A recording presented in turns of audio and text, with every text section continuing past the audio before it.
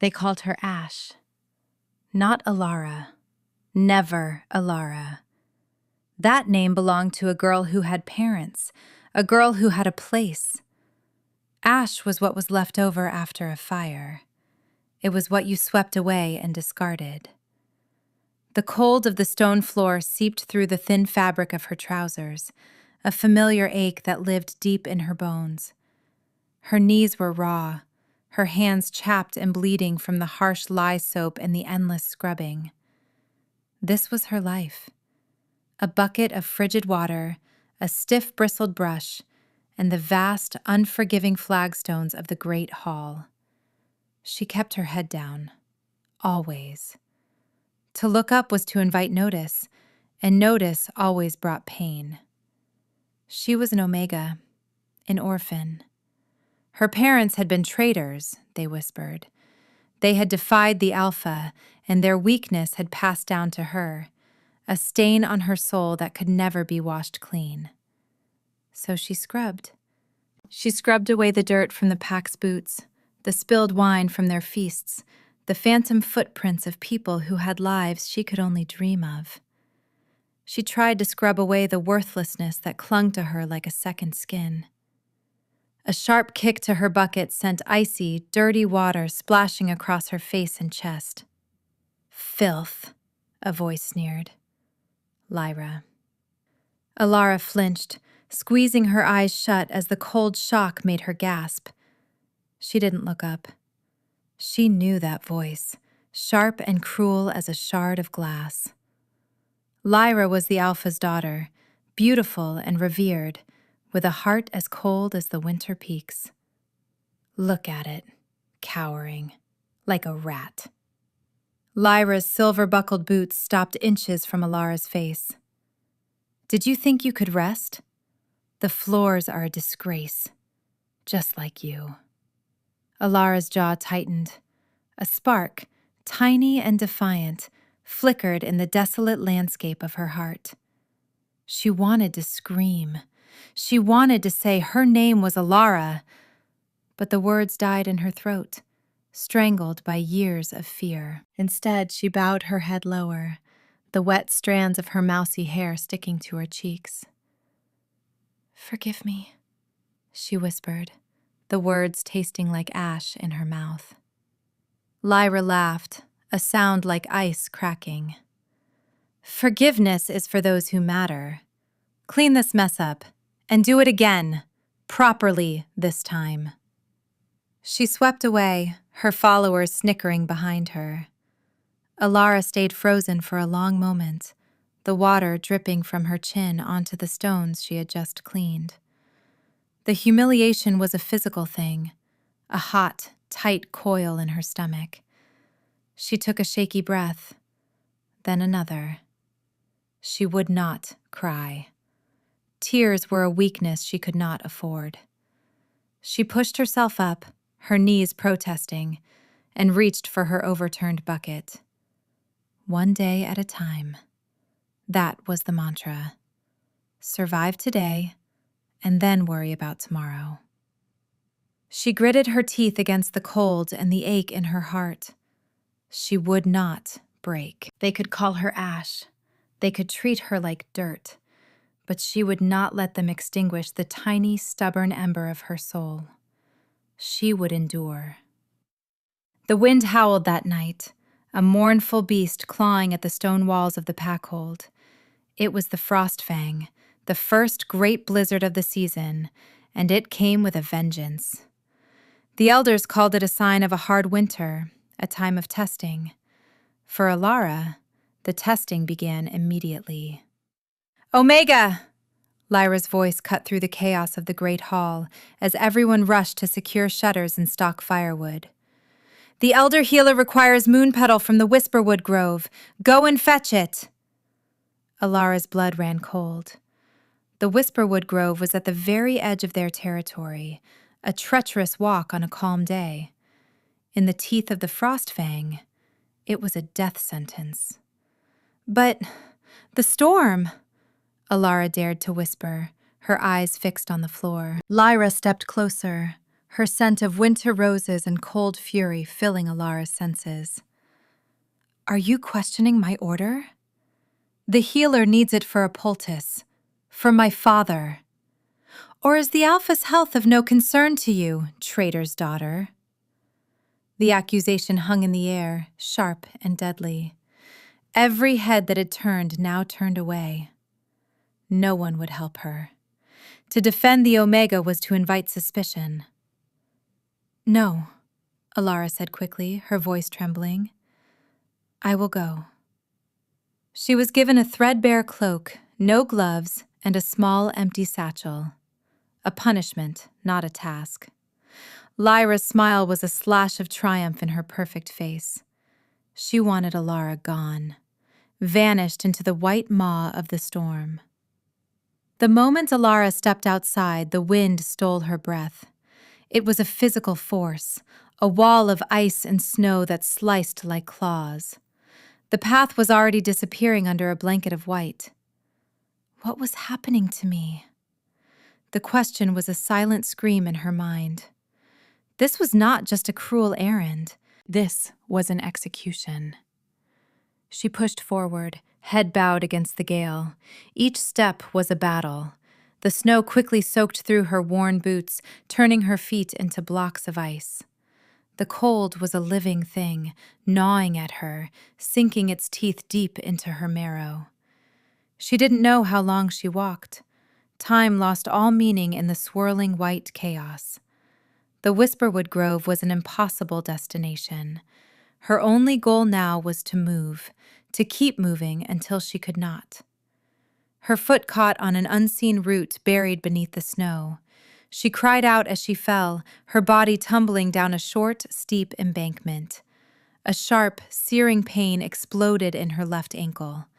She tried to stand, but the bone grated, and she collapsed back into the snowdrift with a sob. This was it. This was the end. Lyra had won. The cold was no longer just an ache. It was a creeping numbness, a gentle, deadly lullaby. Her shivering began to subside, a dangerous sign. Her vision blurred, the swirling snow turning into soft, welcoming grayness.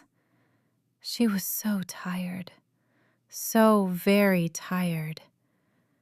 It would be easy to just close her eyes, to let the snow cover her like a final blanket, to become nothing but ash scattered on the wind.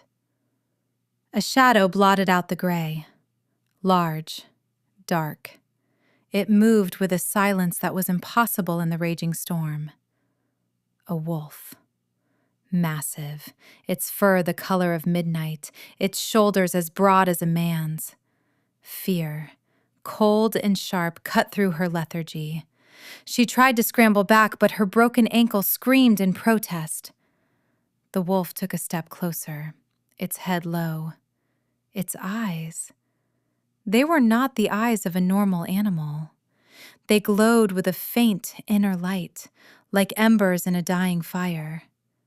It was not here to hunt. It was watching her with a strange, unnerving intelligence. It took another step, and then another. Then, in a ripple of shadow and form that defied belief, the wolf was gone.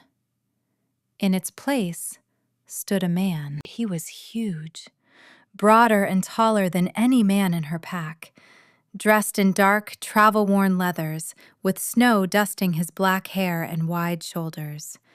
His face was harsh, carved from stone and fury, beautiful in a way that was terrifying. A fresh gash bled freely from his temple, blood a stark crimson against his pale skin. But his eyes held her captive. They were the same as the wolf's, glowing with a soft amber light. They fixed on her, not with hunger or threat, but with a look of dawning, thunderstruck recognition. He took a staggering step toward her, his own movements unsteady. He was injured, weakened. He knelt in the snow before her, his gaze never leaving her face. The world seemed to shrink until it was only the space between them, silent and charged in the heart of the blizzard. He reached out a hand. It was large, calloused, but it moved with a strange, hesitant grace. He was reaching for her face. Alara flinched back by instinct, a lifetime of abuse screaming at her that any touch was a prelude to pain. His hand stopped, hovering in the air between them. A flicker of something, pain, loss, crossed his harsh features. He slowly lowered his hand, not to her face, but to her arm, where it lay half buried in the snow. The moment his fingers brushed the frozen, thin fabric of her sleeve, the world exploded. It was not a sound. It was a feeling. A cataclysm of heat and light that erupted from the point of contact. It was not the burn of fire, but the searing purity of a star being born. A blinding white light flared behind Alara's eyes, and a scream was torn from her throat, a sound of agony and ecstasy all at once. A burning, excruciating pain shot up her arm, centering on the back of her hand. She smelled ozone and something like melting silver.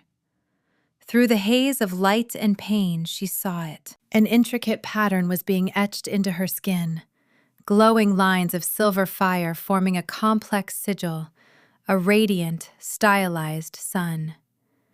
The man gasped, his own body jolting as if struck by lightning. His eyes, once soft amber, now blazed with the intensity of molten gold. The raw power rolling off him was suffocating, a pressure that bent the very air around them. The blizzard, which had been a raging monster, suddenly seemed to quiet, its fury muted by the force of what was happening between them. The searing pain on her hand subsided, leaving behind a deep, resonant thrumming. The mark was no longer burning, but it glowed with a steady silver light, a permanent brand of impossible magic. The man stared at the mark, then back at her face. His expression was one of profound, earth-shattering awe.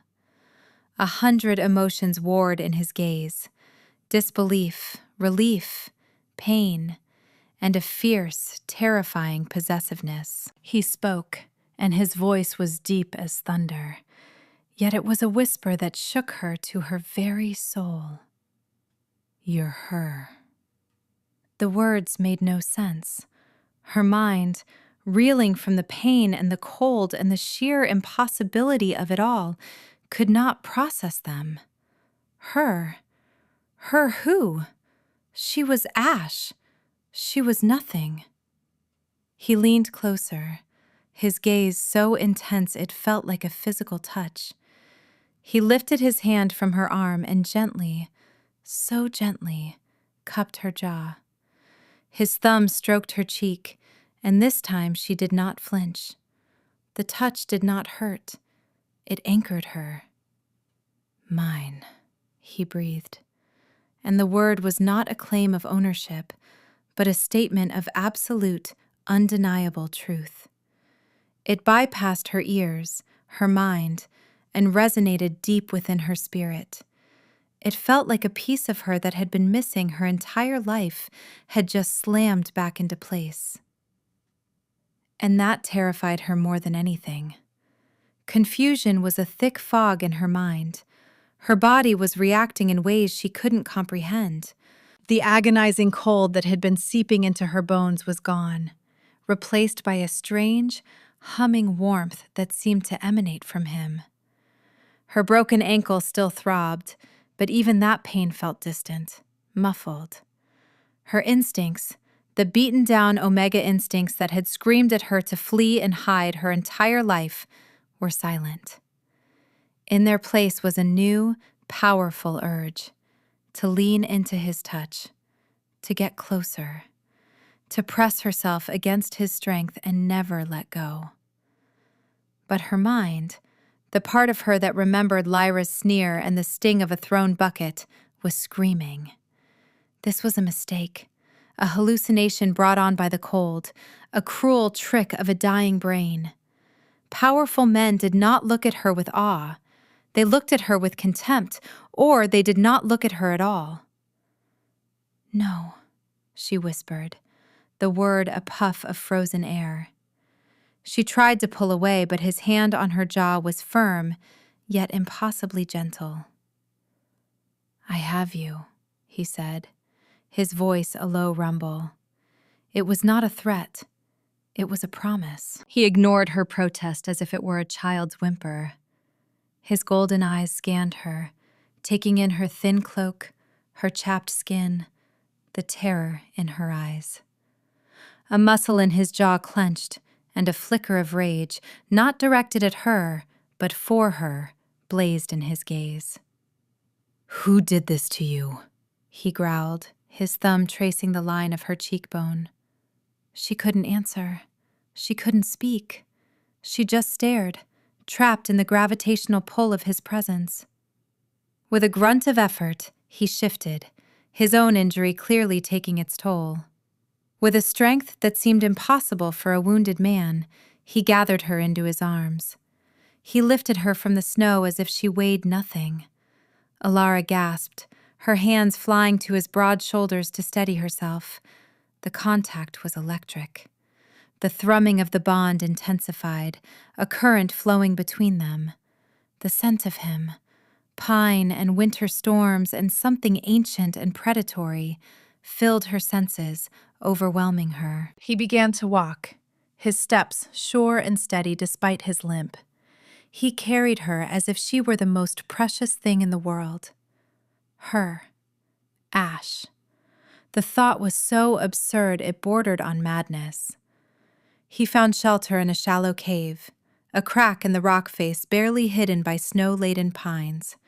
It was small, but it was out of the wind. He gently set her down, propping her against the stone wall. The cave was dark, but a soft silver light emanated from the mark on her hand, and a corresponding golden glow came from his eyes, illuminating the small space. "Sit down," he commanded, his voice soft but absolute. He knelt before her again, his large hands moving to her injured leg. She flinched. "Don't." He paused, his gaze lifting to meet hers. "I will not hurt you," he said, and the simple sincerity in his voice was more disarming than any threat. "I have been waiting for you for 500 years. I will not hurt you." 500 years. The number was incomprehensible. A lifetime. 10 lifetimes. What was happening? His hands were surprisingly gentle as they probed her ankle. A jolt of pain made her hiss, and he murmured something low in a language she didn't understand, a sound like stones rumbling. Then he simply held her ankle, his thumbs pressing into specific points. A warmth spread from his fingers, deep and penetrating. It was not the searing heat of the bonding, but a soothing, healing energy. The sharp, grinding pain in her ankle began to recede, replaced by a dull, manageable ache. He tore a strip of cloth from the hem of his own tunic and began to bind her ankle with practiced efficiency. What is this?" she finally managed to ask, her voice hoarse. She gestured with her marked hand. "What did you do to me?" He finished tying the knot and looked up, his golden eyes serious. "It is a soul bond, the mark of a true mate. It means you are mine, and I am yours." Yours. The word hung in the air, even more impossible than mine. No one had ever belonged to her. Nothing had ever been hers. "I don't understand," she said, shaking her head.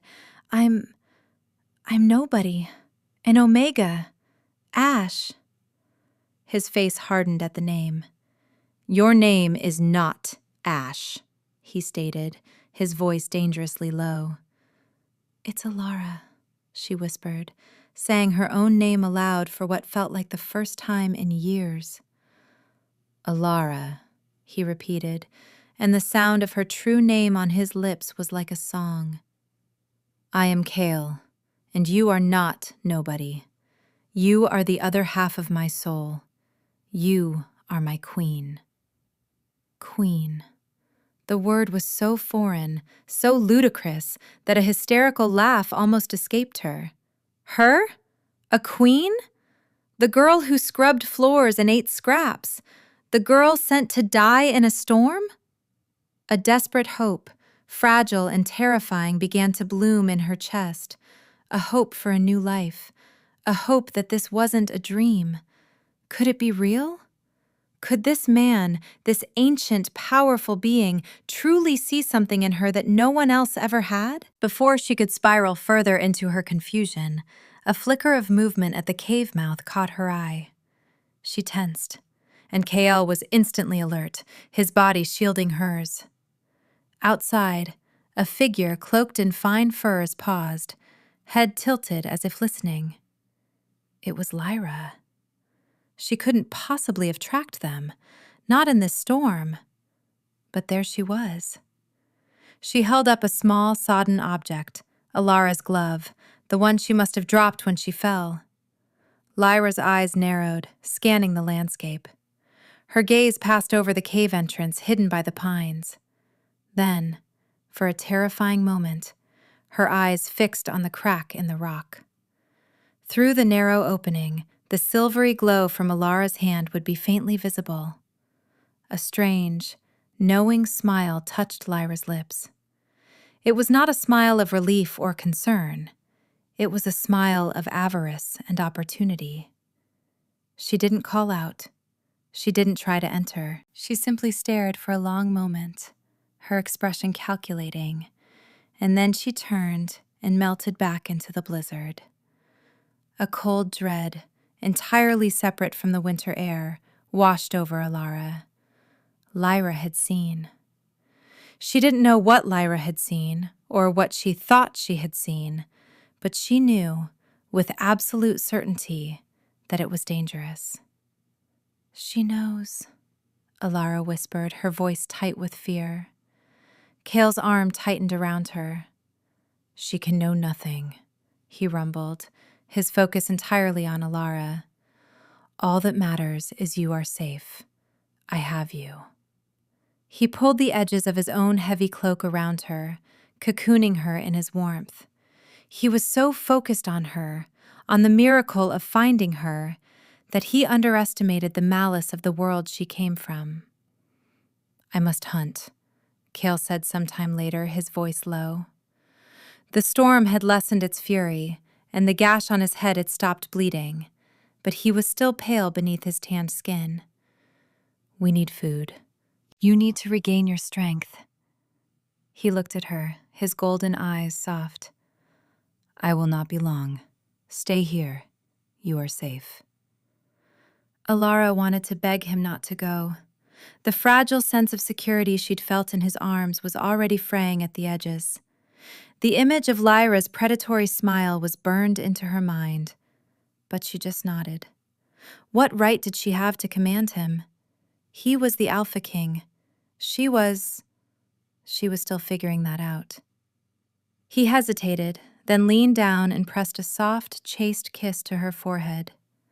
The touch was a brand of its own, sending a wave of warmth through her entire body. I will return, Alara. Then he shifted, the air shimmering around him, and in his place stood the massive black wolf. It gave her one last look with those intelligent, amber eyes before turning and vanishing silently into the snow-covered woods. The silence he left behind was immense. The cave suddenly felt colder, darker. The only light was the steady, silver glow from her hand. She stared at it, the mark of a true mate. Her queen. It was too much.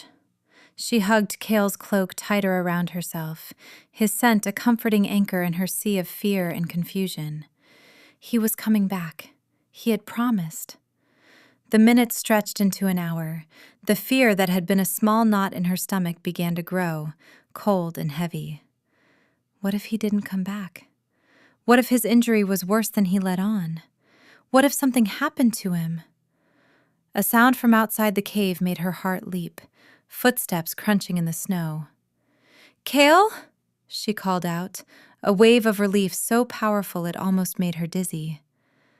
But it wasn't Kale who appeared at the mouth of the cave. It was Lyra, and she was not alone. Behind her stood two hulking warriors Alara had never seen before. They were not from her pack. They wore black armor etched with red ember-like symbols, and their eyes held a chilling emptiness.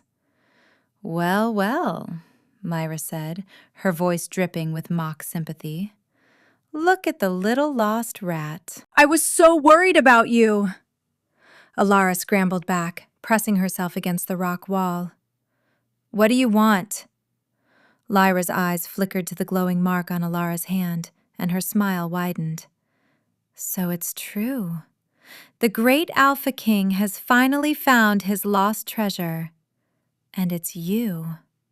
How disappointing." The warriors stepped forward. One of them held a set of chains. They weren't iron. They were a dull, sickly gray.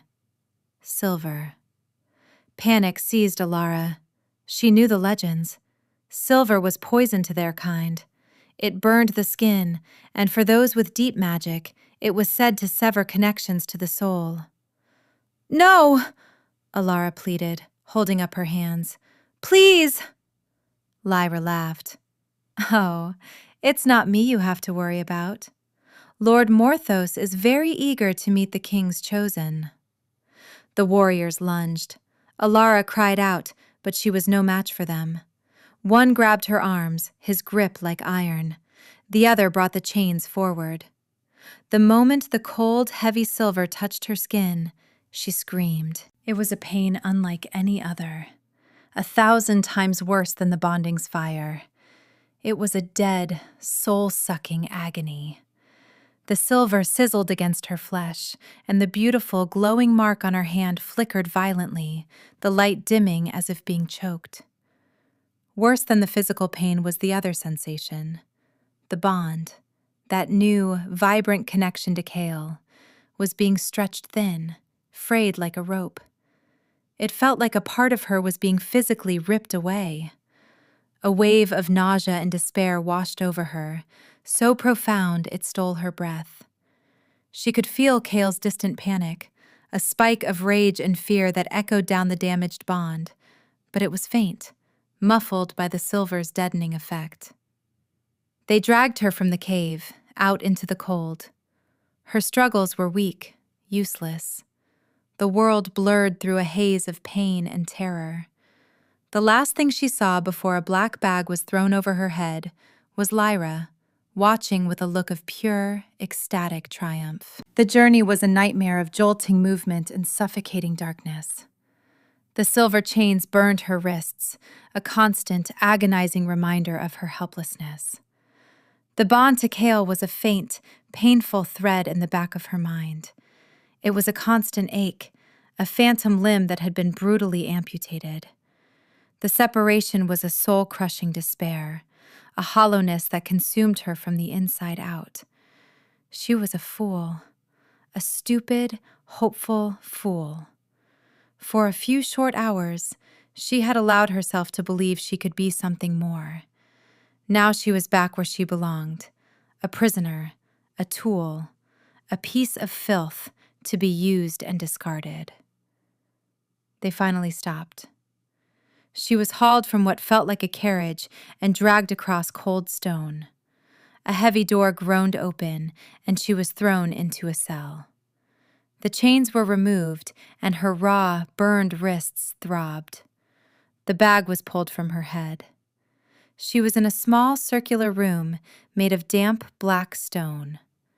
There were no windows, only a single heavy iron door. The air was thick with the scent of old blood and dark magic. The door opened again, and a figure stepped in, cloaked in shadow.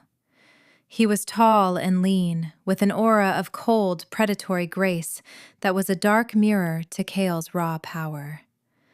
His face was unnaturally pale, his eyes the color of chips of ice. "So," the man said, his voice a smooth, chilling whisper. You are the creature that holds the king's heart. This had to be Morthos, the shadowy usurper, the leader of the Ember Covenant. He circled her like a predator studying its prey. I must admit, I am underwhelmed. I expected more. But it does not matter what you are, only what you represent. He stopped in front of her, his icy gaze falling to the mark on her hand. It was barely glowing now, a faint, sickly silver flicker. A soul bond, so rare, so powerful, and so very, very fragile. What do you want? Alara asked, her voice shaking but laced with a defiance she didn't know she possessed. Morthos smiled, a humorless stretching of his thin lips. I want what is rightfully mine. For centuries, Kale has ruled, stagnant and complacent, holding on to power he no longer deserves. He grows weak, distracted by his search for you. His sentimentality is a flaw I intend to exploit. He gestured around the dark cell. We are in the heart of my fortress. Here, my power reigns. We will perform a small ritual. I will not kill you. Oh no, that would be too simple. I will use you. I will take this bond, he said, gesturing to her hand, and I will poison it.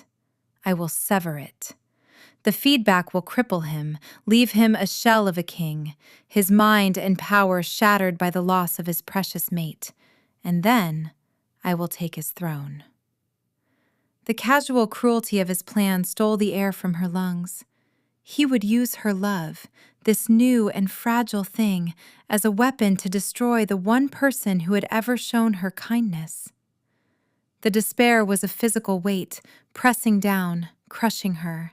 You won't succeed, she whispered, the words feeling hollow even to her own ears. He will find me. Morthos laughed, a dry, rasping sound. Let him come. He will find only his own ruin. He turned and left, the heavy door booming shut behind him, plunging her into near total darkness. She was alone with the throbbing of her wrists and the agonizing emptiness where the bond with Kale should have been. This was it. The bottom. Lower than the scullery floor, colder than the frost-fang blizzard. She wrapped her arms around herself, sinking to the stone floor. The tiny spark of hope she had dared to nurture was gone, drowned in a sea of despair. She was worthless. A key. A weapon to be used against the only person who had ever made her feel like she mattered. Tears she had refused to shed for Lyra now fell freely, silent tracks on her dirty cheeks. She cried for the life she had glimpsed, for the warmth of Kale's arms, for the loss of a future she hadn't even had time to imagine. In the depths of her misery, a flicker. It was so faint she almost missed it. A tiny spark in the vast, aching void of the severed bond. A pinprick of warmth. She focused on it, pouring all of her desperate, fading will into that single point. Alara.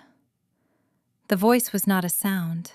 It was a thought, a feeling, projected across the distance. It was Kale. He was weak, distant, but he was there. Kale? She thought back, her entire being a silent scream. Hold on. The connection was strained, full of static and pain, but his will was a steel thread running through it. I feel you. I am coming. The thread of connection was fragile, but it was real. He was fighting for her. He was coming. A new feeling bloomed in her chest, pushing back the edges of despair. It was not the soft hope of before. This was something harder, sharper. It was resolve. Morthos would not win. She would not be the instrument of Kale's destruction. She would hold on. The door to her cell groaned open. The Covenant warriors entered, their faces grim.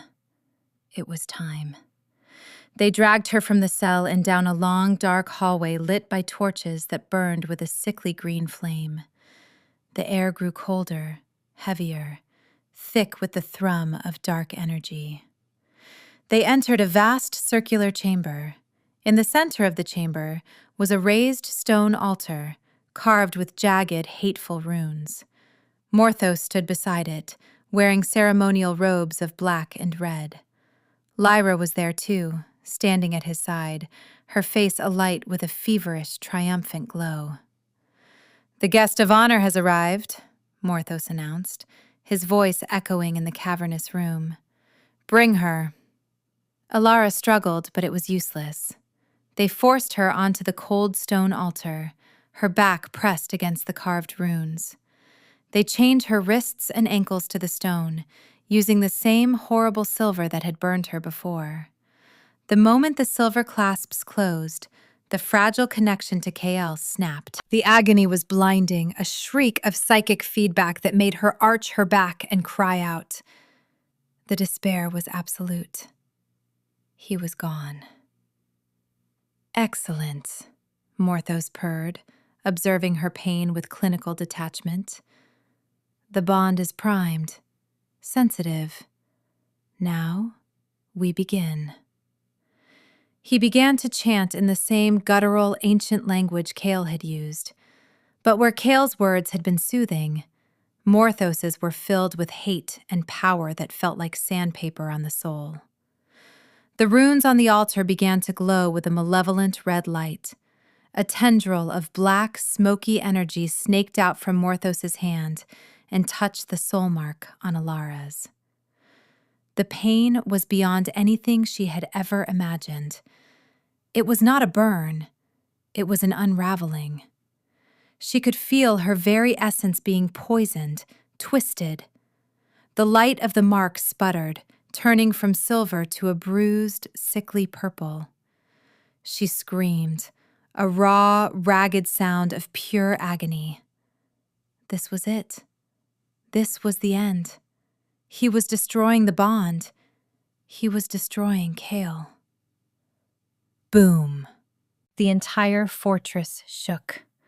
A deafening crash echoed from the direction of the main hall, followed by the sounds of shouting and battle. Morthos paused, his concentration breaking. An annoyed frown creased his pale face. He is a fool. He has come to his own execution. Another, louder explosion, this one much closer. The great doors to the ritual chamber splintered and burst inward, blasted from their hinges by a wave of raw, golden power. Kale stood in the doorway. He was no longer the wounded man from the cave. He was the Alpha King in his full, terrifying glory. His eyes were not amber or gold. They were blazing suns of pure power. A low growl rumbled in his chest, a sound that promised death. Behind him, his elite warriors, the Silverclaws, poured into the room, their movements a blur of lethal grace as they engaged the Covenant guards. The chamber erupted into chaos. Steel rang on steel. Shouts and snarls filled the air. But Kale only had eyes for Alara, chained to the altar. The sight of her, pale and in pain, sent a wave of incandescent rage rolling off him. "Morthos!" he roared, his voice shaking the very stones. "You are too late, old wolf," Morthos sneered, turning his attention from Alara. He raised his hands, and shadows coalesced around him, forming into writhing tendrils of dark energy. "She is the key to your end." Kale launched himself forward, a blur of speed and fury. He met Morthos in the center of the room, and their powers clashed. A shockwave of gold and shadow erupted, throwing warriors on both sides from their feet. The battle was titanic, a war between light and darkness. Kale was stronger, his power more pure, but Morthos was cunning, using dark, forbidden magic that struck not just at the body, but at the spirit. Kale fought with the desperation of a man whose soul was on the line. He was close, so close to Alara. But for every 2 guards his silver claws cut down, another 3 seemed to rise from the shadows. Morthos landed a blow. A whip of pure shadow lashed out, catching Kale across the chest. It was not a physical wound, but a spiritual one. Kale staggered back, crying out in pain as the darkness sought to poison his life force. He dropped to one knee, his golden light flickering. He looked at Alara, his eyes filled with anguish. He was losing. Seeing him fall, seeing that pain in his eyes, pain that was for her, because of her, something inside Alara broke. It was not a gentle crack. It was a seismic shattering. The years of being called worthless, the sting of the cold floor on her knees, Lyra's sneer, the hopeless walk into the blizzard, the agony of the silver chains, the soul-crushing despair of the severed bond. And now, the sight of the only person who had ever seen her, truly seen her, falling because of her.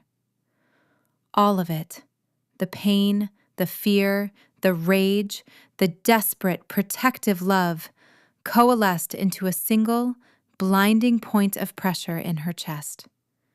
And then it exploded. It was not a sound. It was a release. A wave of pure, white gold light erupted from her body. It was not the angry fire of Kale's power, nor the cloying dark of Morthos's. It was the light of creation, the light of a soul unbound. The silver chains on her wrists and ankles did not just break. They sublimated, turning from solid metal to harmless vapor in an instant. The wave of light washed over the chamber. To Kael and his warriors it was a balm, a surge of strength and healing that mended their wounds and bolstered their spirits. To Morthos and his covenant, it was anathema. The light struck them like a physical blow, their shadow magic dissolving, their bodies recoiling as if burned. They screamed, shielding their eyes from the purity of the radiance. Alara floated an inch above the altar, no longer chained, no longer a victim. A soft, internal luminescence shone from her skin. Her mousy hair seemed to shimmer with threads of pure starlight. The soul mark on her hand blazed with a light so bright it was painful to look at, a perfect, incandescent silver sun. She stood, her feet touching the stone floor, her gaze fixed on Morthos. He was staring at her, his usual arrogance replaced by disbelief and a flicker of genuine fear. What are you?" he stammered. She took a step toward him. Lyra, who had been cowering behind a pillar, shrieked and tried to run, only to be effortlessly apprehended by one of Kale's warriors. "You called me a creature, a rat, nothing," Alara said, her voice no longer a whisper. It rang through the chamber with the clear, undeniable authority of a bell tolling a new dawn. "But you were wrong." She raised her hand, the one with the soul mark. Light gathered in her palm, soft and gentle, yet holding the power of a supernova. Morthos snarled, trying to summon his shadows, but they sizzled and died before they could form, extinguished by the sheer radiance of her presence. "You are an Omega. Nothing." "I am not nothing," she declared, her voice resonating in the very soul of everyone present. "I am Alara, and he," she said, her gaze flicking to Kale, who was now watching her with breathless awe, "is mine." She didn't lash out with the light. She didn't need to. She simply pushed it forward, a gentle wave of pure, undeniable truth. It washed over Morthos, not harming his body, but severing his connection to the dark, parasitic magic he wielded. His power was not his own. It was stolen, borrowed from shadow entities. Her light simply undid the bargain. He cried out, a thin, wretched sound, as the shadows were stripped from him. He collapsed to the floor, no longer a shadow king, just a pale, frightened man, his power gone. The battle was over. The remaining Covenant warriors, their dark enchantments broken, surrendered immediately. Silence fell upon the chamber, broken only by the panting of the warriors. Kale, his strength returned by her light, rose to his feet. He walked toward her, his steps slow, deliberate. He stopped just before her, his blazing golden eyes full of a reverence that humbled her. He reached out, not with the possessive certainty of before, but with a hesitant wonder. His fingers traced the glowing mark on her hand. "Alara," he breathed, his voice thick with emotion. He slowly raised his hands and cupped her face, his thumbs gently stroking her cheeks. The awe in his eyes was overwhelming. "You were never nothing," he whispered, his voice cracking. "You are everything." For the first time, she did not look away. She did not bow her head or flinch from his gaze. She met his golden eyes directly, and in their depths, she saw not a king looking at a subject, but a man looking at his equal, his partner, his entire world. She saw herself reflected there, not as Ash, not as Omega, but as Alara, powerful, radiant, loved. She accepted it, all of it. She accepted his love, her power, her new reality. She accepted herself. A small smile touched her lips. She raised her hand, the one with the blazing silver sun, and pressed it firmly against his chest, right over his heart. It was not a gesture of submission, but a declaration, a claiming. You are mine too.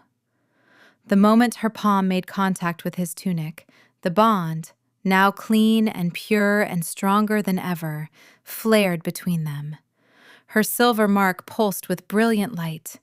In response, a new mark bloomed on his chest, glowing with golden light through the fabric of his shirt. It was a perfect, radiant crescent moon, the counterpart to her sun. Their bond was complete, a circuit of power and love, forged in fire and shadow, and now sealed in light. He let out a shuddering breath, his hands tightening on her face as he leaned his forehead against hers. "My queen," he murmured, the words both a title and a prayer. The journey back to Kale's capital, the Silver Citadel, was nothing like the horrifying trip to Morthos's fortress. They traveled openly, with a full contingent of his Silverclaw guard. Alara rode beside Kale, no longer a prisoner, but a figure of awe and respect. The warriors, who had witnessed her power, treated her with a quiet reverence that was both unnerving and deeply healing. Lyra and the captured Morthos were transported in a heavily guarded iron cage, their power gone, their faces a mask of bitter defeat. Lyra refused to look at Alara, her jealousy having curdled into pure, impotent hatred. Alara found she felt nothing for her tormentor but a distant, detached pity. Lyra was trapped in a prison of her own making, one far worse than any iron cage. The Silver Citadel was a breathtaking sight. Carved into the heart of a mountain, its towers and spires seemed to be made of living moonlight, glowing with a soft internal luminescence. It was a place of power, beauty, and peace. It felt like coming home to a place she'd never been. Word of their victory and of the king's newfound mate had preceded them. As they rode through the massive gates, the entire city seemed to have turned out. Thousands of pack members lined the wide avenues, their faces upturned, their eyes wide with curiosity and hope. Kale did not lead her to a private chamber or hide her away. He led her directly to the Grand Concourse, a vast open plaza before the royal palace where his people gathered. He dismounted and helped her down, his hand warm and steady in hers. He led her up the wide marble steps to the dais, the place from which he ruled. He turned to face the massive crowd. The murmur of thousands of voices died down into a profound, expectant silence. Cale's voice, amplified by the natural acoustics of the plaza, rang out clear and strong. "People of the Silver Throne! For 500 years I have led you alone. Our kingdom has been strong, but my soul has been incomplete. I searched for the other half of my spirit, the light to my shadow, the moon to my sun." His golden eyes found Alara's, and he smiled, a true, brilliant smile that was like the sunrise. He took her hand and raised it, showing the crowd the blazing silver mark. "Today, the search is over. The bond is forged. Morthos and the Ember Covenant are defeated, not by my strength alone, but by the light of the one who stood against the darkness when all seemed lost." He turned her to face the crowd, his arm securely around her waist. He was not presenting a prize he had won. He was presenting a partner, an equal. "I present to you Alara of the Light, my soulmate, my bondmate." His voice dropped, becoming deeper, more resonant, filled with a love so profound it was a tangible force. "Your queen." For a heart-stopping moment, the crowd was silent, taking in the sight of her, the small, unassuming woman with the starlight in her hair and the power of a sun on her hand, standing beside their ancient, mighty king. Then, one person began to clap, then another, and another. Within seconds, the entire plaza erupted in a deafening roar of approval. Cheers and howls of joy echoed off the mountain, a tidal wave of acceptance and welcome. Tears welled in Alara's eyes, but these were not tears of sorrow or humiliation. They were tears of overwhelming, bone-deep joy. She looked out at the sea of faces, and she saw no contempt, no pity. She saw hope. She saw respect. Cale leaned in, his lips brushing her ear. "Welcome home," he whispered. She looked up at him, at this impossible man who had seen a queen in a girl who thought she was ash. She leaned into his strength, no longer afraid of it, but drawing from it as he drew from hers. She was no longer worthless. She was not invisible. She was home. She was loved. She was a queen. And as she stood beside her king, her hand in his, their marks glowing in harmony, she knew, with every fiber of her being, that this was only the beginning.